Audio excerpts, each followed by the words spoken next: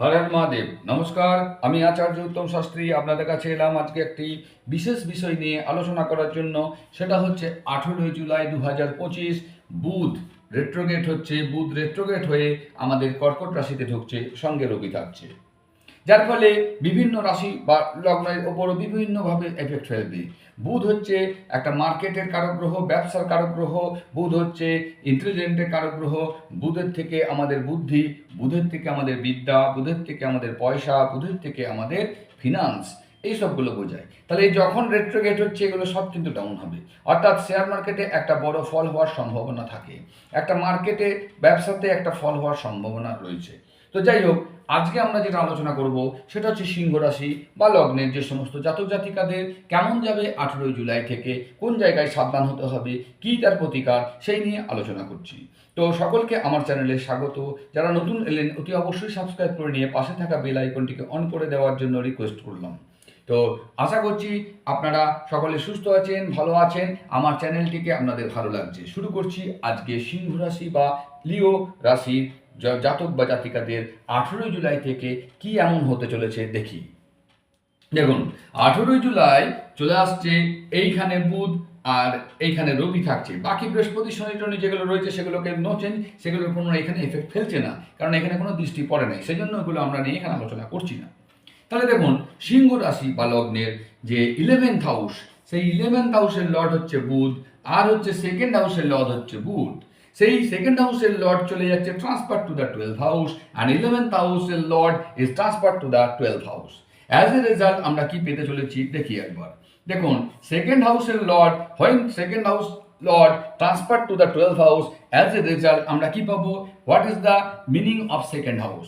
Second house থেকে আমরা কি জানি? সেকেন্ড হাউস থেকে আমাদের ইনকাম হয়, সেকেন্ড হাউস থেকে আমাদের ওয়েলথ ক্রিয়েশন হয়, সেকেন্ড হাউস থেকে আমাদের আত্মীয় স্বজনের সঙ্গে রিলেশন বোঝায়।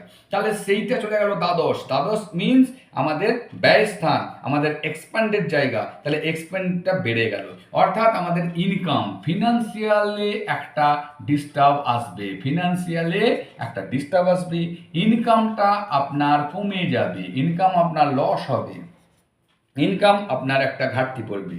আপনার যে সঙ্গে রিলেশন যা তাদের আছে, রিলেশন অর্থাৎ আত্মীয় স্বজনদের সঙ্গে যে রিলেশন ছিল, সেই রিলেশনে একটা ডিস্টার্ব আসবে, রিলেশনে একটা ডিস্টার্ব আসবে। সেখানে আপনাকে সবাই ভুল বোঝাবুঝি হবে, নিজেদের আত্মীয় স্বজনদের মধ্যে থেকে একটা ভুল বোঝাবুঝির ব্যাপারটা আসতে চলেছে। ঠিক আছে, তাহলে এইগুলো আমাদের সেকেন্ড হাউস থেকে আসবে। আর হচ্ছে আমাদের মুখ থেকে হয়তো আজে বাজে কথাও বেরোতে পারে, এখানে সেকেন্ড হাউস থেকে আমাদের মুখ, তা কাজে গলাতে একটা সমস্যা আসতে পারে, গলাতে কোনো প্রবলেম আসতে পারে। হ্যাঁ, কাজেই একটা হেলথ ইস্যু হলে গলার উপরে একটা সম্ভাবনা রয়েছে। হলো, এইগুলো হলো কি না second house transfer to 12th house, এর ফলস্বরূপ আমাদের এই ঘটনাগুলো ঘটতে চলেছে। নেক্সট আমরা দেখব 11th house is transferred to the 12th house. It is result আমার কি আসবে? when 11th house lord is transferred to 12th house, অর্থাৎ একাদশ ঘরের যে মালিক সে দ্বাদশে চলে গেল। তাহলে কি হলো? একাদশ মানে কি? আমাদের ইচ্ছা পূরণ, আমাদের ইচ্ছা পূরণ, অর্থাৎ আমাদের যে সাকসেস, যে কোনো কাজের, যে কোনো জিনিসের success is depends on the Lord of 11th house, অর্থাৎ 11th হাউসের যে লর্ড তার উপর ডিপেন্ড করছে যে আমাদের সাকসেস আমরা কতটা পেতে চলেছি।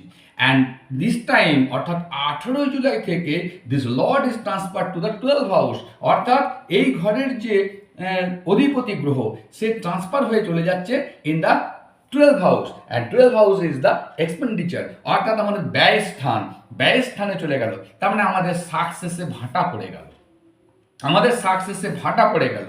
আমাদের যে সমস্ত friend circle, 11th house is the friend circle, friend সার্কেলের মধ্যে একটা ডিস্টার্ব, বন্ধুদের মধ্যে ফ্রেন্ডের মধ্যে একটা ডিস্টার্ব আসবে, ফ্রেন্ডরা দূরে চলে যাবে, ফ্রেন্ডের সঙ্গে একটা ডিস্টেন্স চলে আসবে, ফ্রেন্ডের সঙ্গে একটা ডিস্টেন্স চলে আসবে। বড় ছেলে, আপনার যে বড় ছেলে যদি থাকে, সেই বড় ছেলের সঙ্গে আপনার দূরত্ব তৈরি হবে, বড় ছেলের সঙ্গে আপনার ভুল বোঝাবুঝি হবে। ঠিক আছে, 11th হাউস থেকে এই যাই জিনিসগুলো আমাদের বোঝানো হয়। কাজে 11th হাউস যখন ট্রান্সফার হয়ে যাচ্ছে আমাদের 12th হাউসে, তখন এই জিনিসগুলো হবে। বাইরে একটা আপনার রিলেশন তৈরি হতে পারে, বাইরে রিলেশন হতে পারে। ঠিক আছে, আর মদ্যপান একটু যারা করছেন তাদের এটা বৃদ্ধি পেতে পারে। সেই জন্য এই জায়গাগুলোকে আমাদেরকে অ্যালার্ট থাকতে হবে। তবে এই সময় আরেকটা জিনিস হতে পারে, 12 হাউস হচ্ছে অ্যাব্রড, 12 হাউস হচ্ছে কি abroad, second house Lord transfer to 12 house. আমার কোনো বাড়ির লোক অ্যাব্রড অর্থাৎ বিদেশে যেতে পারে, এবং সেখানে যাওয়ার পর যেহেতু 11th হাউসও সেখানে চলে যাচ্ছে, সাকসেস হবে না, একটা ঝামেলা আসতে পারে। কি বললাম, বোঝা গেল? হ্যাঁ, তবে যেহেতু এর দৃষ্টি দিচ্ছে আবার 6th হাউসে, 6th হাউসটা আমার হচ্ছে কি না কম্পিটিশনের ঘর। 6th হাউস থেকে আমরা কর্ম করি, সেই কর্মের যে ইনফ্লুয়েন্সটা আসে কোথায় থেকে, ফ্রম দ্য 6th হাউস থেকে। ঠিক আছে, তাহলে আপনাকে কর্মের জন্য একটু দূরে ভ্রমণ করতে হবে, অর্থাৎ দূরত্ব কিছু ডিস্টেন্সে আপনাকে যাতায়াত করতে হবে কর্মসূত্রে, এবং সেটা লাভবান হবে। তাহলে কী কী জায়গাগুলো আমরা পয়েন্ট পেলাম সেগুলো একটু নোট করে নিয়েছেন আশা করছি। এরপর আমরা চলে আসছি প্রতিকার। এর প্রতিকার স্বরূপ আমরা কি করতে পারি না, প্রতিকার স্বরূপ আপনারা প্রথমেই যেটা করবেন, যেহেতু আপনার লর্ড হচ্ছে কে না সান ইজ আওয়ার লর্ড, অর্থাৎ কার, সিংহ রাশি। প্রথমেই আমাদেরকে লর্ডকে ঠিক রাখতে হবে। তার মানে আমাদের প্রতিদিন অন্তত একবার করে সকালবেলা সূর্য ওঠার পর সূর্যের মন্ত্র জপ করা, ওং হ্রিং হ্রিং সূর্যায় নমঃ মন্ত্রটিকে জপ করুন। এরপর বুধের জন্য ঠিক করতে গেলে, বুধ যেহেতু রেট্রোগেট, বিজনেস আপনার ডামাডোল হচ্ছে, বিজনেসের ডিস্টার্ব আসছে, তাকে গ্রো করাতে গেলে আপনাকে করতে হবে গণেশের মন্ত্র জপ করতে হবে। গণেশের মন্ত্র জপ করুন ডেলি 108 টাইমস। গণেশের মন্ত্র 3টি দুর্বাঘাস, না পারলে শুধু বুধবার দিনকে করুন। বিষ্ণুর মন্ত্র ওং নম ভগবতে বিষ্ণু দেবতায় নম মন্ত্রটিকে প্রতিদিন 21 বার জপ করুন। ঠিক আছে, প্রতিদিন 21 বার। ঠিক আছে, তাতেই আপনাদের কাজ হয়ে যাবে। আর কি না, যেহেতু 6th হাউসে সেবা ঘর, এটা যে সেবা কর্মের ঘর, আপনি যতটা পারবেন স্বেচ্ছাসেবকের মতন কাজ করুন। যেখানে যে প্লেসে আছেন সেইখানে যা আপনি পাচ্ছেন তার সঙ্গে যতটা পারবেন আপনি স্বেচ্ছাসেবকের মতন কাজ করুন, মানুষকে হেল্প করুন, আপনার ভালো যাবে। যে সমস্ত খারাপগুলো রয়েছে সব কেটে যাবে। 18 জুলাই থেকে হচ্ছে, এটা মাথায় রাখবেন। বেশি দিন নয়, 1 মাস। 1 মাসের মধ্যে অর্থাৎ আপনারা যা পাবেন 11 থেকে 15 দিনের মধ্যে আপনি ইফেক্ট পেয়ে যাবেন। সেই জন্য আজ থেকেই আপনারা যে ভিডিও দেখলেন সঙ্গে সঙ্গে আপনারা শুরু করে দিন মন্ত্রজপ, যেগুলো বললাম সেগুলোকে করতে। তাহলে আপনাদের ইফেক্ট যেগুলো খারাপ হতে পারে সেগুলো কেটে যাবে।